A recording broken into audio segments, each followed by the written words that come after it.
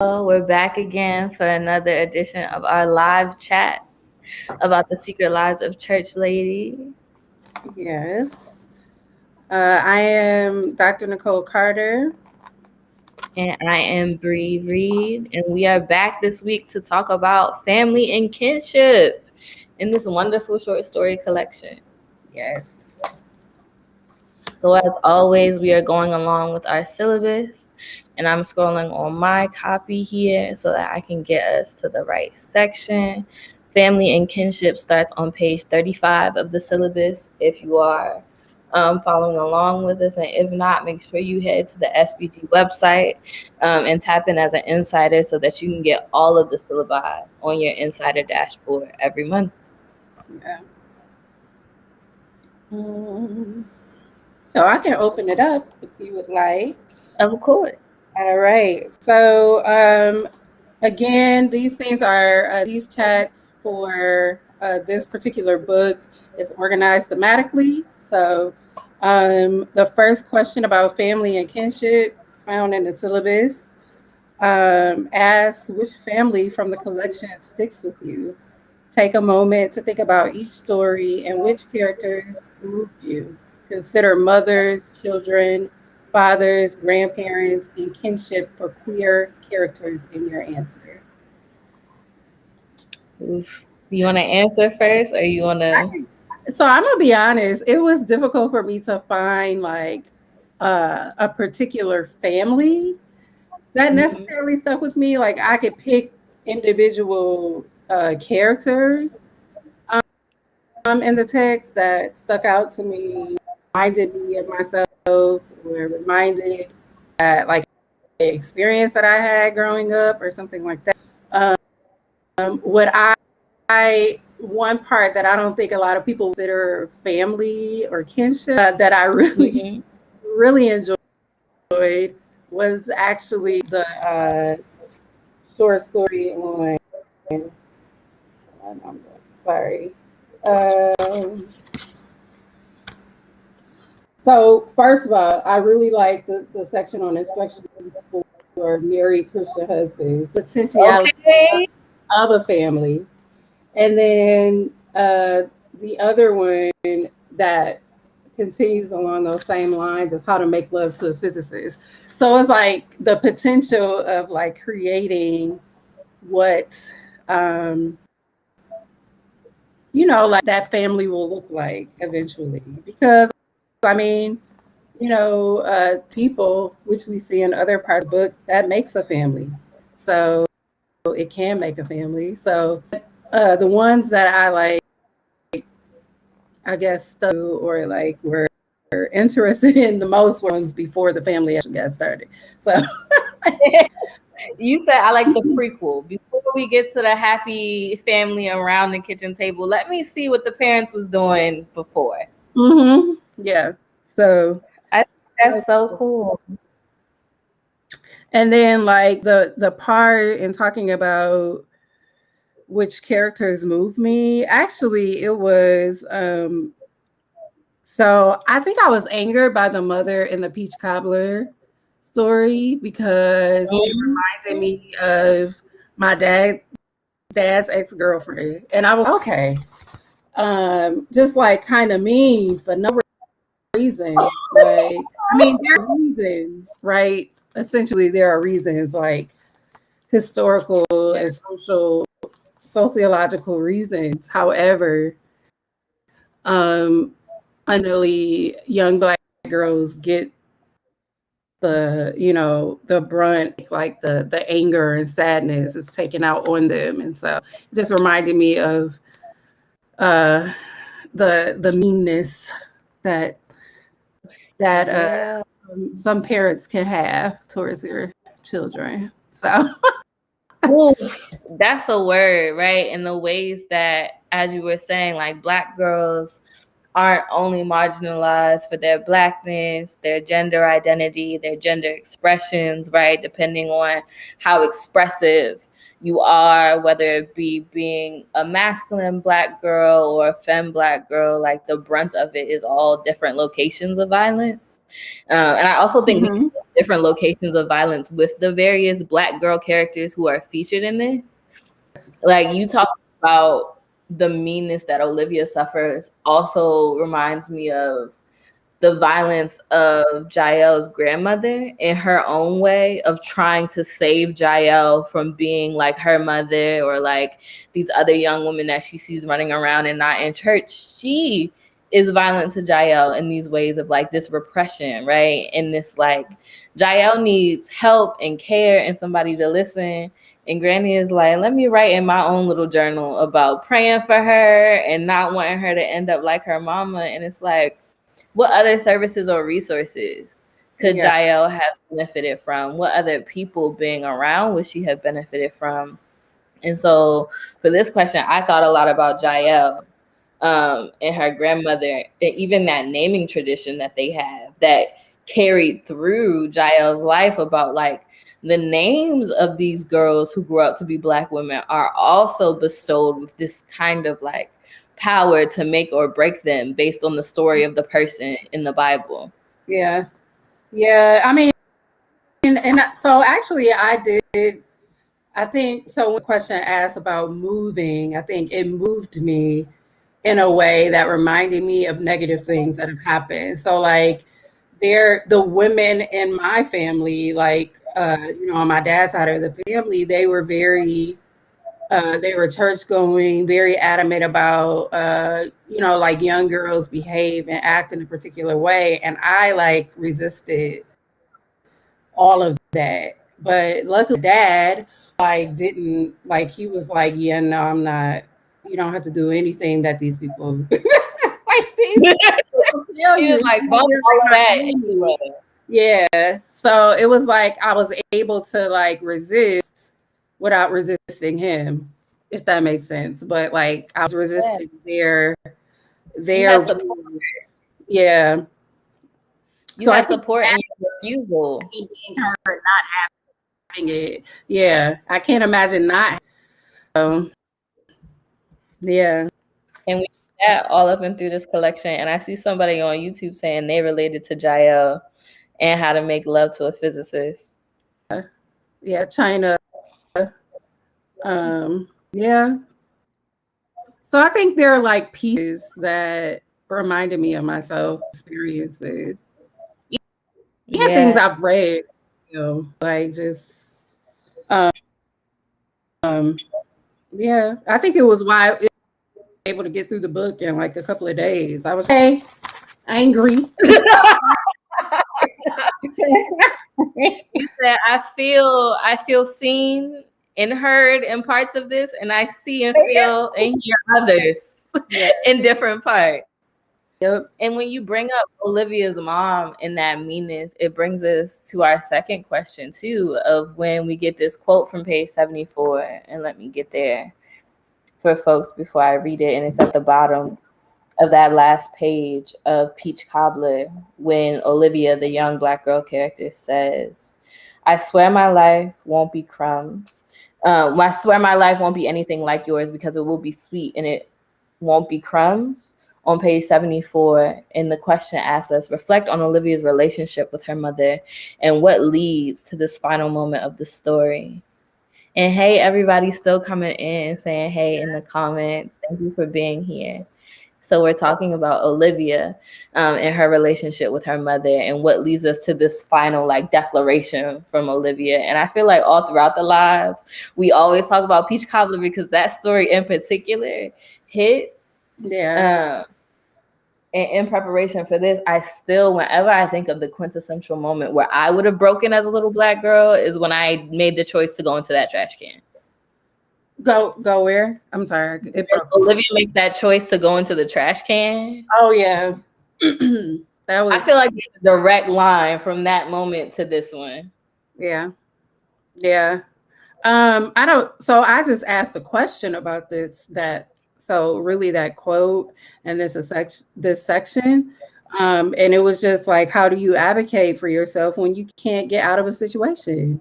Like she's stuck. So it's like, yes, she's like, it's like a declaration, right? Like speaking up for herself, but then recognizing like at this moment, I don't have anywhere to go. So, I mean, we don't know what happens. And I guess that's the important part too, is like trying to figure out or reflecting on what might happen next. Like maybe then it creates like this new tradition of advocating for herself, but yet being stuck in the same situation. Maybe it will ultimately change the dynamic. I don't know. But I was concerned. You said at the end of the day, I want to know, is that young black girl? Oh, I'm getting some feedback. Hold on.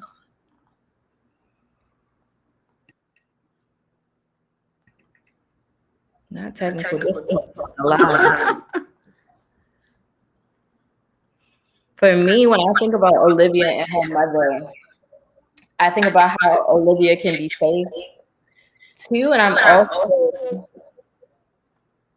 I found myself wondering more about Olivia's mom and how she got to be the woman that we meet in this story.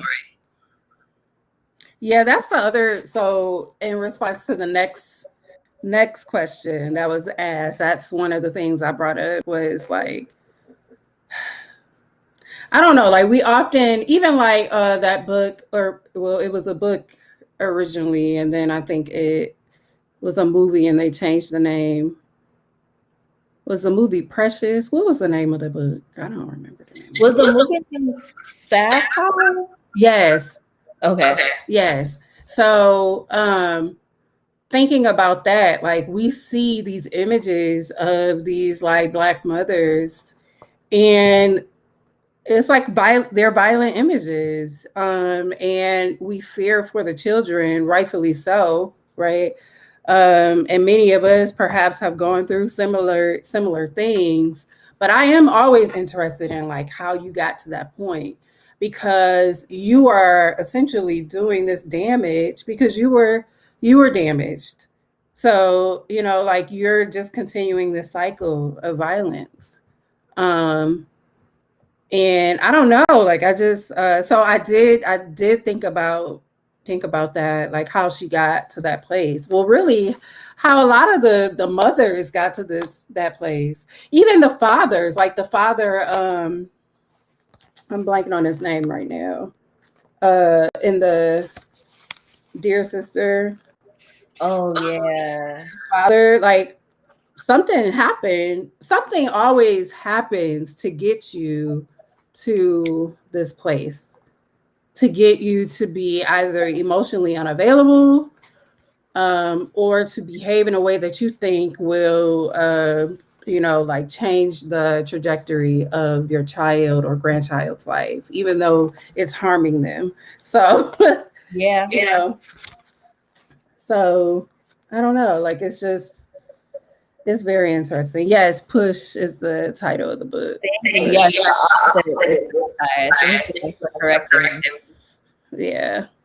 So I mean, I understand that was like drastically different, like that. Like that was like a, physically abusive, in a lot of ways, but emotional abuse also like has a potential of lasting lifetimes while people heal from physical abuse, and so it reminded me of the characters in Push. So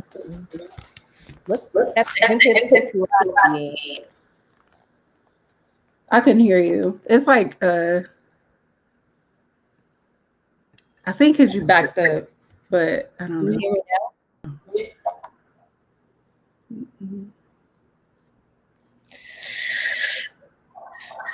I heard that. So okay. It might be on my end. It looks like my internet is kind of funky. So other folks are saying they would have loved the story from the mother's POV and Dear Sister. And so that I say, which mama? Pick one, because I think we got 4 at least in that story, 3 or 4. And someone on Facebook says, yes, I related to Dear Sister so much. Growing up with half siblings, coordinating pickup and drop offs, unknown children, all of it stuck with me. Yes, Nicole, I have had uncomfortable conversations with my dad asking how he got here. 5 kids, all different moms. Wow. Yeah, and so me, it was like the opposite.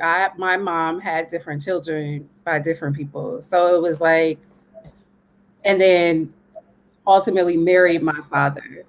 Like, so but I didn't get an opportunity to ask those questions. Like, what Mm-hmm. happened? Like that book, it's like, what's that book? The book by Oprah, What Happened to You? Is that the name of it?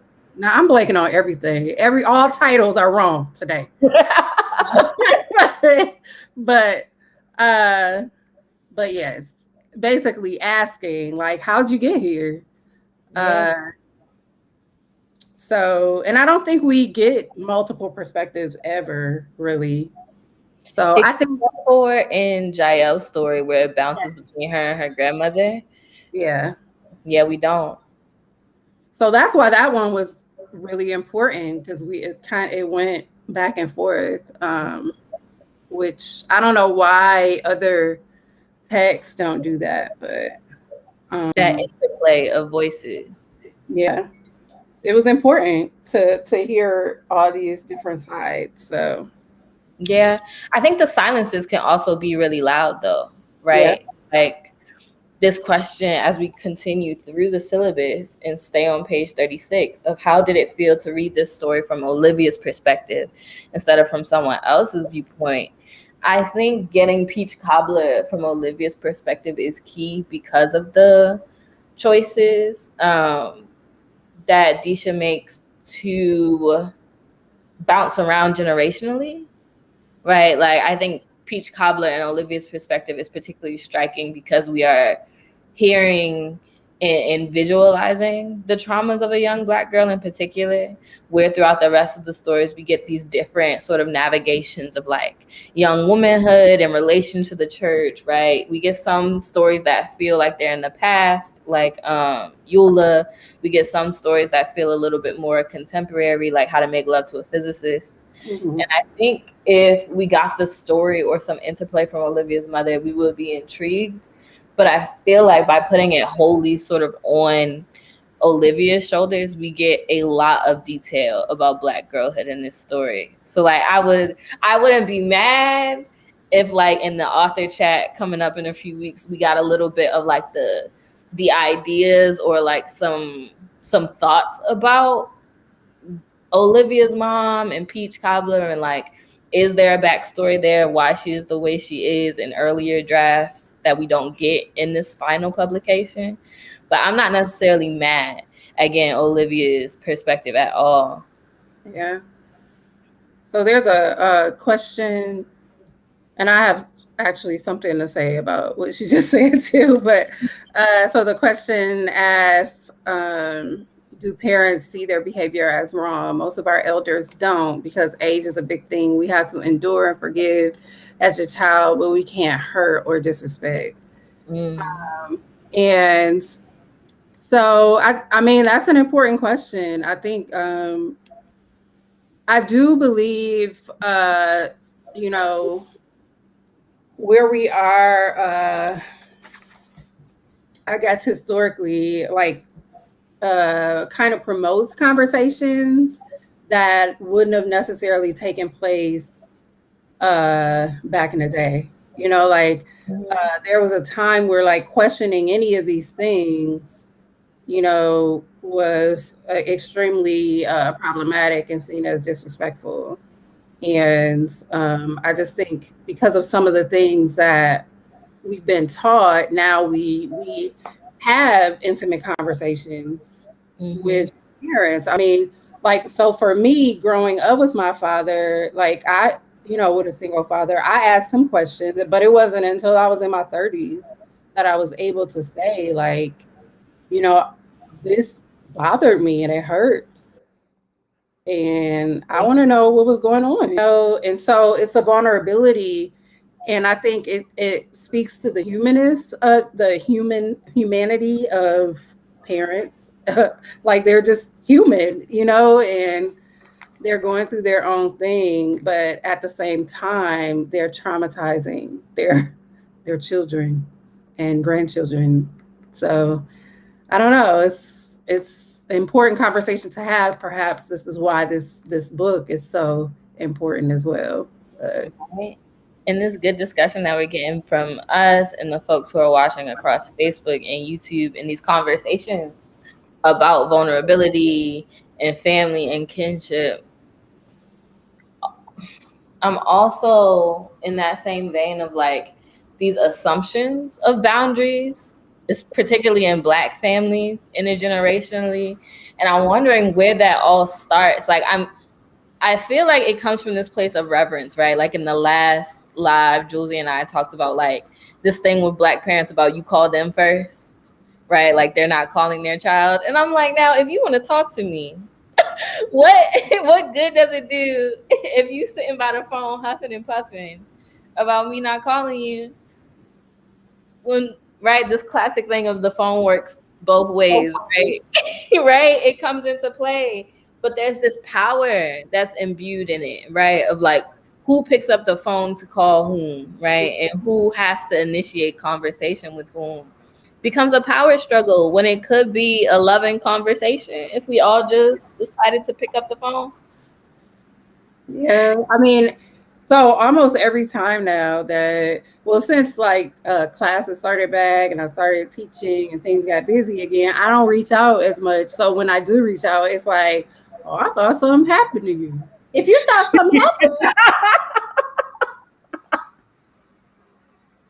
You wasn't gonna call to check up on me? No. I understand. Like exactly, the phone works both ways, but it is a power dynamic there. Um, And I do think it's like at a certain point, then the child ultimately becomes responsible for caring for their parent or Mm-hmm. grandparent. So it's like the onus is on you to check in and to see how they're doing, as opposed to the other way around. So Yeah. So as we continue to talk about character and voice, how did you feel about Disha having young Black girls narrate a couple of the stories in the collection? I actually so full disclosure, some of my research has been on Black girlhood and Black girlhood studies, Black girls activism, specifically in Detroit.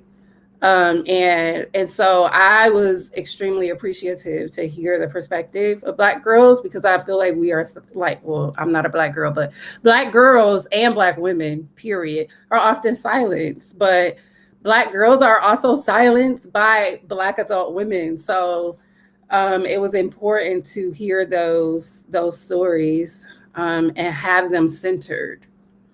Often, I know that it's kind of like the experiences of Black girls are often minimized as, you know, like, oh, you have everything, like you don't need anything, so the story doesn't matter. It's just like, you know, like, so, or the perspective doesn't matter, and so it was important that those voices were centered. Yeah. And as you talk about Black girlhood, I'm thinking immediately of like I'm forgetting the author today, but Crescent City Girls is a book that comes to mind. I know Aria Holiday just published Black girlhood studies. I think that's a reader for folks. If Yes. if folks watching are curious about Black girlhood studies and its place in all of the Black feminist literature that we offer here on SBG, we could definitely, in a couple of our novels for the general track, and then on the exploration track with the more heavy theory. I can't wait until we really dive into Black girlhood studies as a book club. Yeah. So Ruth Nicole Brown is another one who does. She wrote the book Black Girlhood Celebration. Yeah. There's another one called Games Black Girls Play. So it's about Black girls and, like, you know, it's just like jump rope, like these Is things. that by Monique Morris? I think it is. Because I It's know old. Monique Morris, for folks watching, also wrote Push Out. which is a nonfiction ethnographic and criminology text in a couple different ways, and it has a documentary. Yes, it's really good, actually. Let me see. Look, now I'm looking it up. And then also Bettina Love, she writes about Black girls and hip hop as well. Yeah, in education, right? Mm-hmm. Yeah. Yeah. Like adults being co-conspirators as opposed to allies.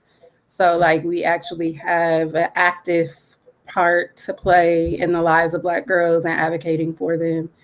Really, Yeah. Black youth, period. Like now she writes more about Black youth, period. But in the beginning, she wrote a Not in the beginning. You said the like aging me. I'm like, I feel old now. In the beginning of time. please.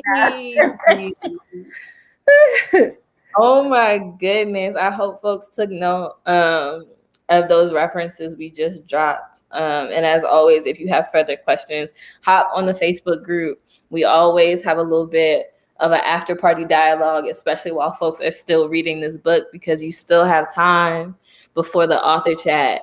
You can still grab the book. It's 9 short stories, audiobook, whatever you need, so that you can be with us on the floor. Yeah. So people are like finding the books. So the Oprah one that I tried to remember earlier is in here, and it's What Happened to You: Conversations on Trauma, Resilience, and Healing. And then Kyra Gaunt is the one, the author of Games Black Girls Play. Thank you, y'all. We Oh, appreciate did I it. do that? I don't know. Okay. And it says, all right. We are on page 38 of the syllabus now, everybody. And we're about to start talking about ourselves a little bit, because this next question is about, how do you remember your childhood experience as a family? Were there large family gatherings? Because we get a couple large family gatherings around grief, around other people being in hospice care. We get these moments in between stories of people being gathered together. So I wanted to put that in there for folks who are reading to think about like these natural connections that are coming up. But what were our experiences of large family gatherings in childhood? Yeah. So mine, prior to my grandmother passing, so this is all on my dad's side of the family. So there were large family. I mean, we did them pretty much for like birthdays, like everybody's birthday, and then holidays. All the time we like met at my grandmother's house, and it was like everybody came together. There was music, people were watching TV. It was like different things happening. We were all there as a collective. And it wasn't until she passed that things changed. And it's kind of like we don't have that matriarch anymore. To this, well, let me say this, like all-encompassing matriarch who can like pull everyone together. That was her power. So once she passed, we really only come together during funerals. So similar to the book, like when these negative or like these things happen that are, funerals, illness, things. Yeah. Like so I wish we could get back to the celebrations as opposed to funerals. But Yeah. And I hope your grandmother is resting well. yeah. As you remember the gatherings that she used to bring together so fondly. I feel like when we get into these moments as a book club and we sit and reflect on our families and stuff, it's just like the Black diaspora could really be a dot, right? Because there are some things that are just so like not universal but shared, right? Mm-hmm. Because it's not this blanket universal experience, but it's this like kinship across geographies of like, I'm pretty sure so many people watching and me here with you, like I'm thinking about the way my granny used to pull people together, right? Around bushels of crabs and newspaper on her dining room table, right? The ways that like when a grandkid specifically needed to be celebrated. Like my granny was going all out for us as her grandbabies with all kind of cake and candles. And if she could get it printed up in the church bulletin, you was going to find this. Okay. And I feel like throughout this book, people had praying grandmothers, whether they loved them for it or not. Like just the theme of like you got a praying grandmother, which is all up and through this, whether or not you was living by the prayers or just being like, all right, granny, thank you so much. Gotta go. And I mean, I truly do believe like it's a quote that I'm not gonna remember, just like I don't remember the titles of the books that I keep trying to mention. But like, I truly do believe that like the prayers of my grandmother are the reason why I'm here and thriving. Like I wouldn't be here without, you know, like that oversight and that guidance that happened before. But like, you know, like I am still her, like I'm the wildest dreams. I'm doing everything she was not able to do.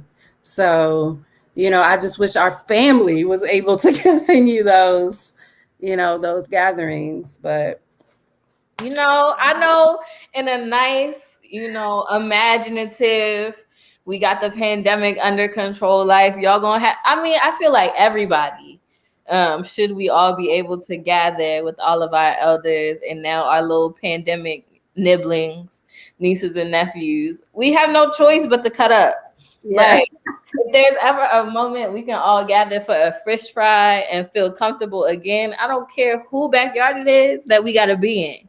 But like we gotta pull out the big rusted roasting pots and the big cast iron skillets, and something gotta pop. Mm-hmm. We got a lot of comments. I was about to say, which ones do you want to throw up?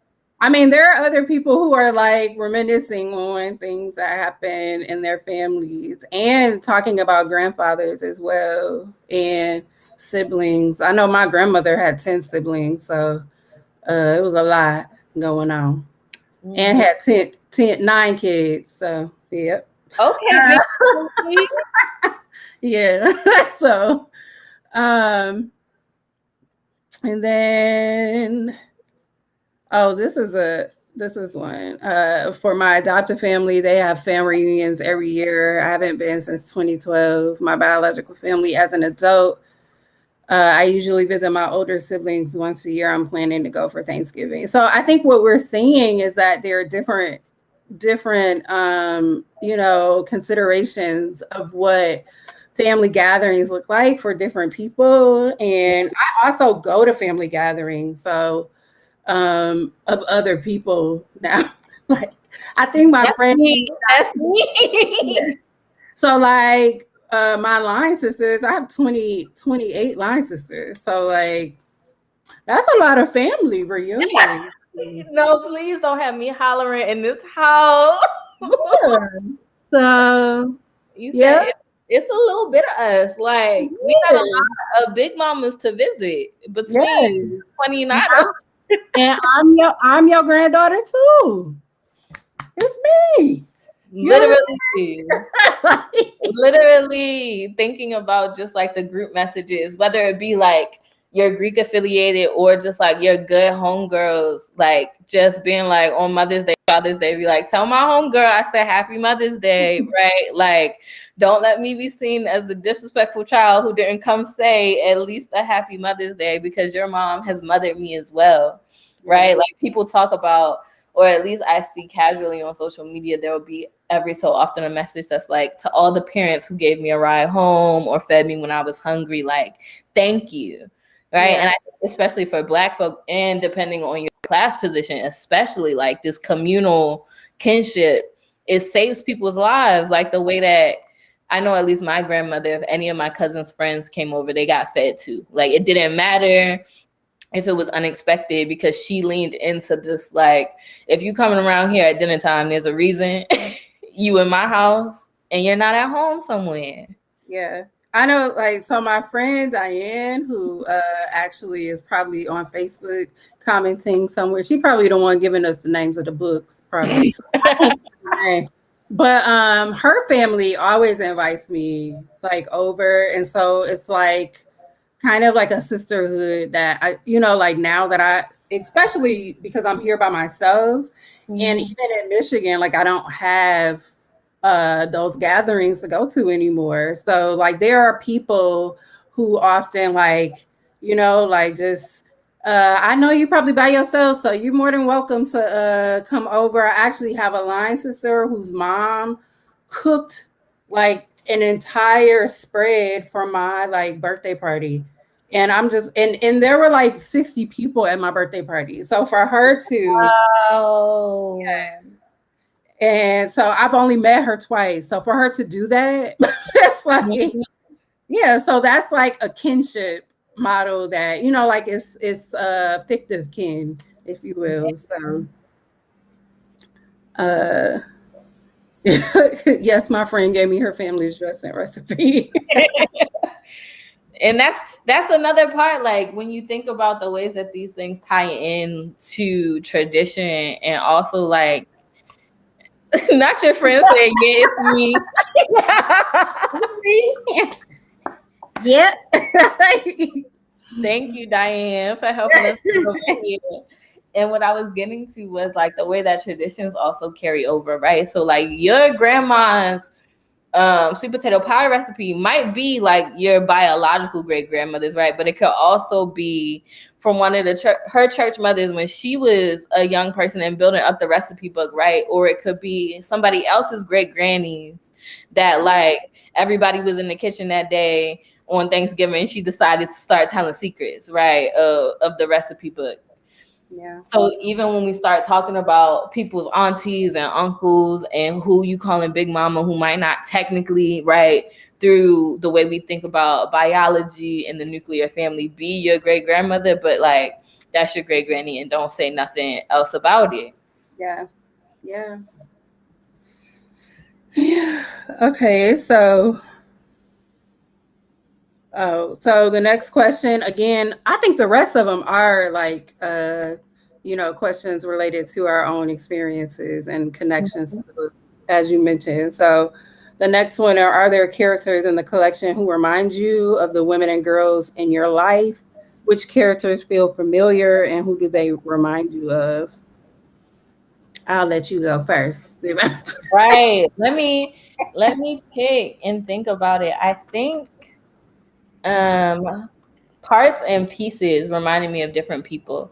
Like when I was reading Not Daniel and the story of this unnamed narrator that we get in taking care of her mother in hospice, I definitely thought about my mom, right? And when my granny was transitioning from this life in hospice care, and how my mother just like took off work and would like pop in and out, right? Because part of that experience, which we'll get into in the grief section next week, is like the waiting, right? And so in that waiting piece, not like the rendezvous with Not Daniel in the back seat, right? So not that part as my mama, but like the waiting, the grief, the longing definitely reminded me of my mom. And Yeah. then Tashetta, the sister, one of the sisters in Dear Sisters, definitely reminded me of myself and my best friend Nisi, of like her sister Renee is trying to get on her last nerve with all of this holier than thou and like respect our mother and father, and she just take a shot and is like, girl, get up out my face. And I just thought about like what grief looks like for different people. And I don't know about other folks, but I'm definitely a part of a community of folks who, when somebody passes on, we do the grief and the sadness, but we also gather at somebody's house and sit around with a bottle of something, and we're going to laugh about it, right? Like we're going to have a good laugh. We're going to talk about the person that they were and the person that they still are through us. But we're not going to do all of that wallowing and carrying on in this house. How about you? I was reading, I'm sorry, the comment, but several. Um, this is like very small, the reminder of myself, but in Snowfall, the opening sentence, that's me, sis. That's me, everybody. I just want y'all to know. Black people So aren't meant to shovel snow. on page 75. 75. That is me. Also, Black women are not meant to clean off their windshields. That is me. You say, Lord, the men that you sent down here to wipe off driveways and windshields is over here doing crate challenges. Please send the flood. Dying. They breaking stuff. Like, what are they doing? I don't know. So, yes, that reminds me of me.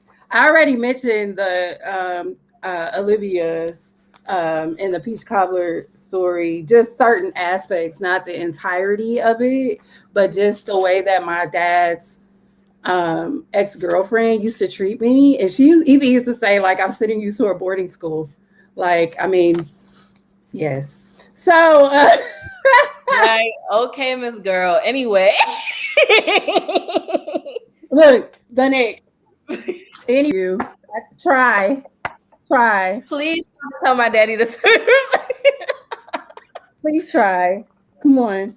Also, I just do lady is doing well. So I will say, I am the woman in How to Make Love to a Physicist. Like the entirety of it.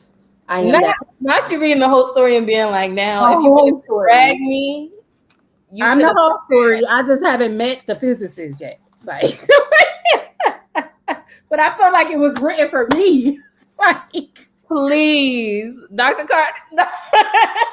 You say it me. Yes. Yes. So this is me. Like, especially that list, you know, on the flight home from the conference, you tally all the things you have in common. I do things like this, and then I just have to cross people out because they don't know like what a genre is, or they don't have a bookshelf or with books on them. They might have a bookshelf with other things, but no books.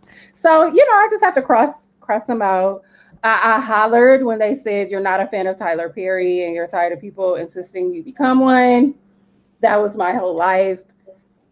So, and in the case of Prince versus Michael Jackson, you got Prince. Like, I had Prince, like, this is aging me, but I had Prince, like, posters on my wall, and people like, what?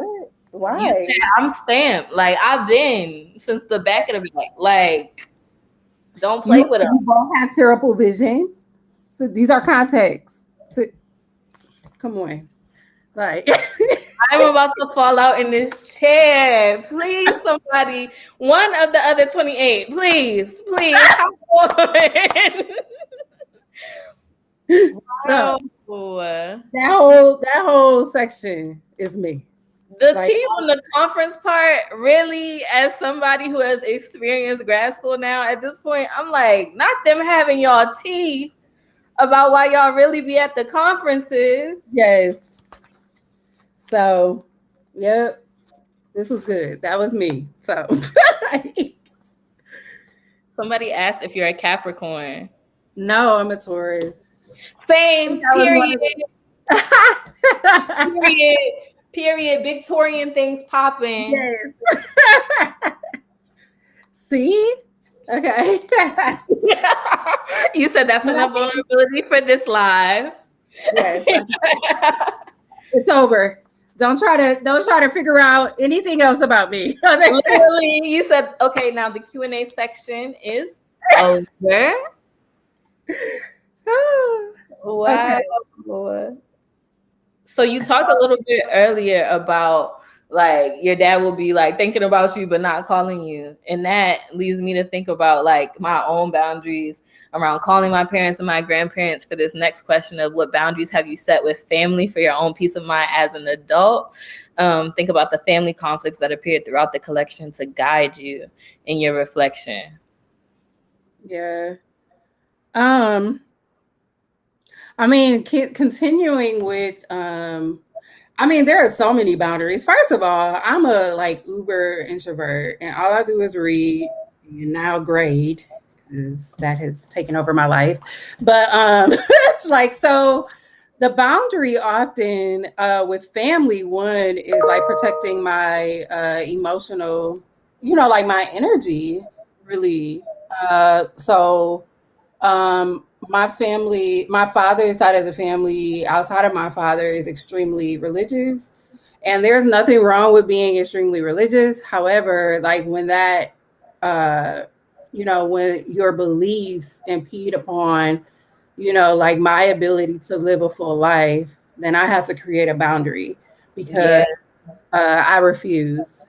And and then so there's that, and then also, so I don't know about other people, but weight, eating, weight, things like that are like a hot, constant topic in my immediate family. And so I create a boundary about that. Like I'm often asked about weight, like have I gained weight, have I lost weight? And I'll be like, so I'm not thinking about it. So I would suggest that you not think about it related to me. You I'm say keep it cute and keep it mute. Yes. yes. Yes. Yes. So those are boundaries. Like I just protect my peace at all costs. So and I truly believe that I guess I just have a different idea of boundaries and families. Like Mm-hmm. because I know like there are other, so also like the idea that you can't cut a family member off. Like I Woo. if you're toxic, you're toxic. You gotta So go. yeah, like like so all people that we are related to by blood are not family. And so that is important to recognize for me. And then also when we're talking about fictive kin, like sisterhood, which comes up too later, boundaries are created in that sense as well. Because like often I feel like my views on life are drastically different than people that I'm around. And so it's just like I'm going to do me and be me. Uh, Mm-hmm. if you want to be around me, cool. If not, cool. So, but yeah, so boundaries are important. Literally. I'm thinking of, I think the boundaries that I have with my parents most immediately, the thing that comes up is a boundary that they both set with me, and my parents aren't together. So this isn't like a one conversation. This is like two whole separate conversations. And starting at undergrad, they were like, oh yeah, we don't need to meet the people that you're dating. And I was like, now my friends be over here stressed out about going to meet the family and all of these other things. And y'all don't want to do none of that. And my dad put it most plainly to me when we were having lunch one day. And he was like, I never want to be the reason you stay with somebody because you think I like them. Because him as a friend and just living his life, he said he's seen that so much of people who have introduced each other to families or to friends or whatever, and that enmeshment happens, and that like that codependency sort of extends to like a whole family model. Mm-hmm. And he like was joking about it, but he was like, I never want you to be a Tyler Perry movie because I done sat here and laughed at somebody's joke. And it's like, okay, you took it a little far, but you're not wrong. You're not wrong. And so like for people I date, we don't do the whole like carting you out at the at the family reunion thing. Some big like, oh, we all gotta go meet Bree's boo thing or whatever. For one, because I'm not monogamous, and that would just be and so please say like just families are not ready for that. They're not yet, and some, but not all. Mostly not all. But they need to get ready. And it's gonna be one of my uncles being like, but I like the other one better. And now I gotta throw the book at you for you to hush your mouth. So I will tell you what my dad has done before. He has like, I have brought someone to meet him and he has said, wait, you so-and-so, right? You work at no, Dad. No. No. Do the whole spot up. Thank you. Why would you? Child. Like we met before. I don't know why you introducing us again. No, Dad. Not you saying in a different type of way that I bring the same person home every time. I got a type. That's what Basically. Yo, y'all, welcome to the SVG Book Club. If this is y'all first live, it's always going down. As we talk about this good literature, look, we're connecting the content to real life. This is what we're giving: Black feminism, connection, accessibility. Yeah. So as we talk about family, fictive, biological, traditional, non-traditional, do you think sisterhood offers safety for Black women? What are the limits, if any, of sisterhood? I don't want to answer. No, I'm just playing. So I don't have sisters, like biological sisters. So that component, it is something that I actually, so I'm going to be honest, it's another transparent moment. When I used to be bullied a lot, and I used to wish that I had a sister who would come in and just beat them. Oh, okay, I'm not going to say that like that. Beat somebody down, or, like basically just have my back. And I think I just always thought of sisterhood in that way until until I became a member of a sorority. And and it really does I guess expand your idea of what sisterhood means and can be or can't be. So I appreciate the complexities that were provided in this text, because basically it reminds me of that. Literally, like as you were saying, expand. I was like, sisterhood, and a good sisterhood will stretch you. What is Summer Walker's song, Stretch You Out? Not in that way. A good sisterhood will stretch and stress you out. Okay. Say stretch and stress. Yes, I said both them. And I think Dear Sister gives us pieces of that stretching, right? Of like, even our narrator is like, now my sister Renee, she was always looking in the back of the church for our daddy, and I was not doing that. Like, she's like, I have already practiced acceptance. My other sisters have. Just bear with Renee, please, if you meet her, because it's a lot. But also when Renee and Tashetta are the ones who's like, oh, so you thought you was just gonna press up on our sister at our daddy's funeral and we wasn't gonna put hot sauce in your Kool-Aid? Hello, I actually put that in my notes, page 37, with Chauncey. I can't stand.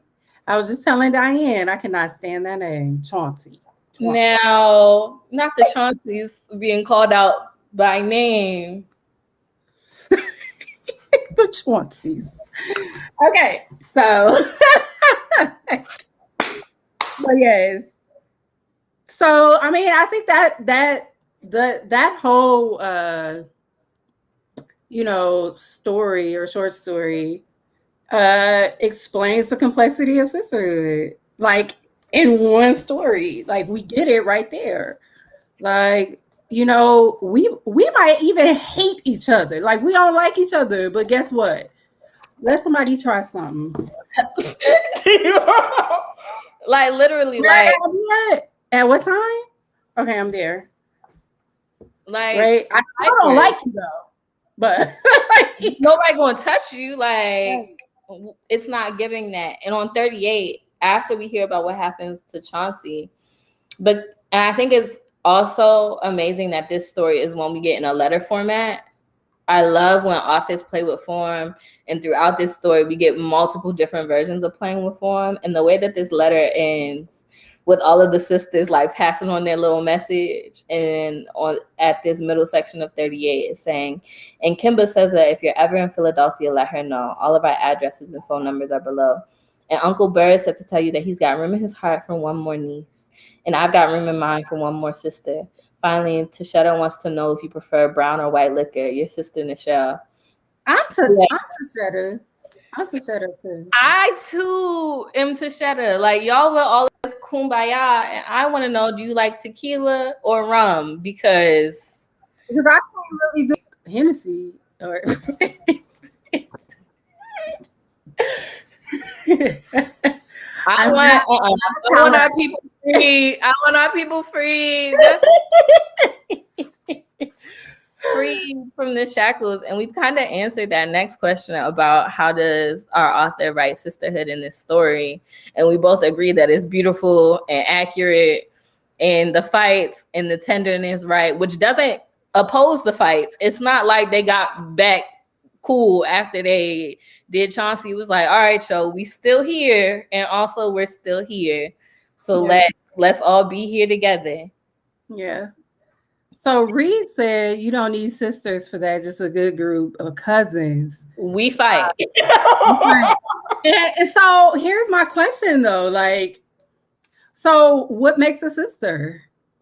Because there are cousins that I have one cousin that I would consider a sister. You know, like, so I guess it's like what it, you know, how are we defining this? If we're saying that sisterhood moves beyond blood, you know, like, and even cousins, that's like blood.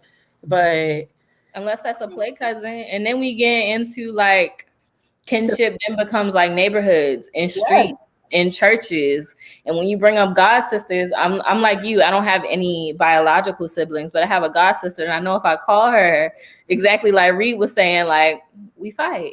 yes. Allegedly. Like, Allegedly, for anybody watching, allegedly. yeah. So in the church, like going back to that, like women in the church are called sister so and so, right? So some mother, right? Like it depends on like level.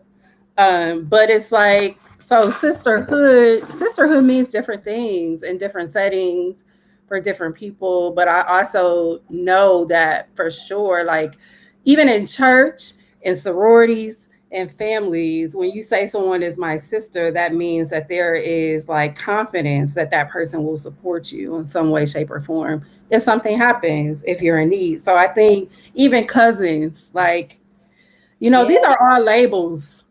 Like, these are all words of this colonized language. yes, Right? construction. Does it get to the heart of Black kinship and Black family? Are we limited by the words that we have been given, right, via this violence of colonialism, right? Is there more precise language beyond English, even beyond other colonial languages, even Spanish, right? And like where the gaps are to describe Black experiences of connection.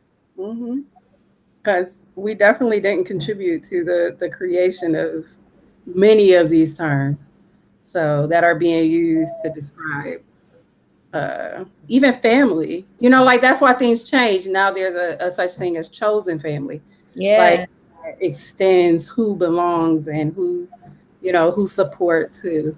So Yeah, and we've always had chosen family, yeah. right? So What are some other stories, novels, or plays that intimately explore Black sisterhood? Consider sisterhood broadly, including sister friends, aunties, playkin, and other sisters who exist in your life beyond biological relation. And my first offering here, because it was on my heart earlier, is Waiting to Exhale. I think oof. it's a great visual depiction of Black sisterhood and kinship, specifically the scenes when they're sitting on that couch, right? And they're just all like, whether they're on the couch, some of them are on the floor, and they just hooting and hollering and carrying on. And I'm like, that's what Black sisterhood looks like. I imagine it. Yeah. Um, so I didn't even think of Waiting to Exhale, but that is a good one. And it makes me want to go back and watch it actually. You But should. I don't know if they still have it on streaming. I'm sure I can find it. So I can find it somewhere. You know, I have my ways.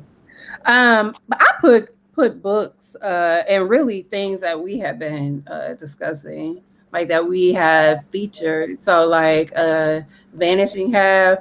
And I think it's like, what will sisters put up with, right? Like, and what, yeah, like, so I think I thought of the things that sisters endure to support, you know, their sister or other family members. So also, my sister's a serial killer. Same, right?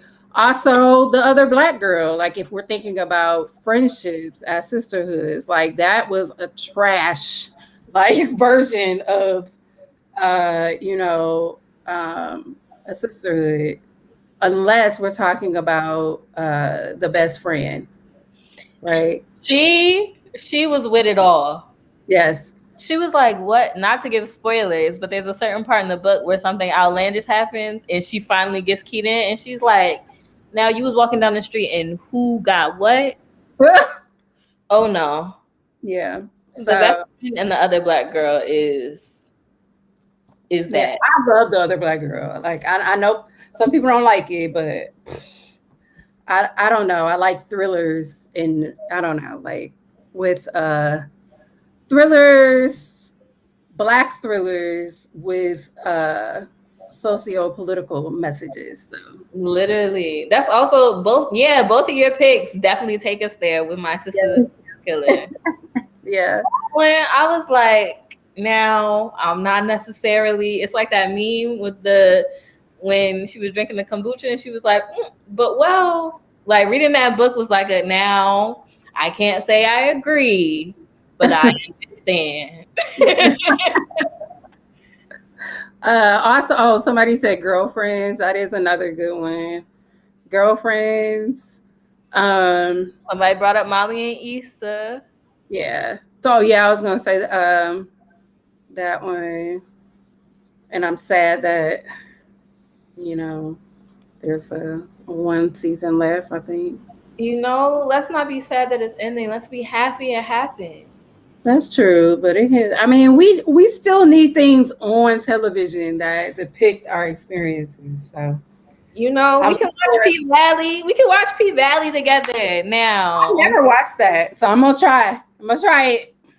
As a small aside, I think you would really like it. Okay. And we're on our last question of this live, y'all. So we are answering, and we invite you to answer in the comments as y'all have been. If you wrote a short story inspired by your family and your kin, what kinds of stories would you share and why? Think about your intimate life as you respond. Recall memories of family events, your childhood, and these other themes that have been explored throughout the syllabus. So I actually have been writing. It's not a short story. It's actually just like kind of essays, but one would be about spirituality as opposed to religion and how that shows up in Black families. Also, what it's like to be raised by a single Black father as a Black girl and then who becomes a Black woman. Those are sides of stories that we rarely get. Yeah. So those are two key experiences I would write about, or am writing about, but not in like fictional form. But when you talk about stories of Black girls raised by single fathers, I immediately thought about 101 as like the one that was most evident in my head. That old show that was on UPN about her having to go stay with her dad because her mama was getting her PhD. Was it LL Cool J? Is that who it was? 101. It was with Kyla Pratt. And Flex. Oh, Flex. Yes, Yeah. Okay. So that made me think of that in terms of like media as I think about our previous answer of like different portrayals of sisterhood, but also just different portrayals of family. And that's one of the only ones I can think of about a single dad situation. It was one with LL Cool J. That's what I was thinking of. Wasn't it one with LL?